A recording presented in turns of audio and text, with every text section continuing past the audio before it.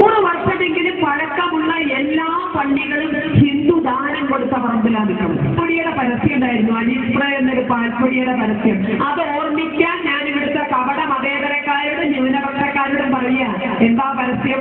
പൊടി പോലുമില്ല കണ്ടുപിടിപ്പാൻ. ഓർമ്മയുണ്ടാ പരസ്യം? പൊടി പോലുമില്ല കണ്ടുപിടിക്കാൻ എന്നതായിരുന്നു ആ പരസ്യം. ആ നിലയിലേക്ക് കാര്യങ്ങൾ വരും. ശുദ്ധീകരിക്കാൻ ഹിന്ദുവിന് സാധിക്കും. നമുക്കറിയാലോ, നമ്മൾ വിശ്വരൂപം കാണിച്ചാൽ എന്തായിരിക്കും ഫലമെന്ന് നല്ല ഓർമ്മയുണ്ട് നമുക്ക്.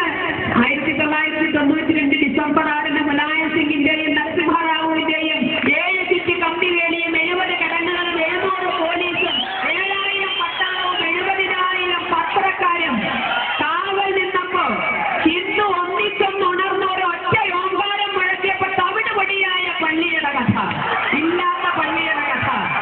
ഇന്ന് ഞങ്ങളല്ല വായി നടക്കുന്നത്. എല്ലാ ഡിസംബറിലും കണ്ണീര് വാഴ്ത്തുന്നവർ ഓർക്കുക, ഹിന്ദു ഉണർന്നാൽ അതായിരിക്കും ഫലം. അതെല്ലാം പേടിയോടെ ഓർക്കുന്ന അല്ലെങ്കിൽ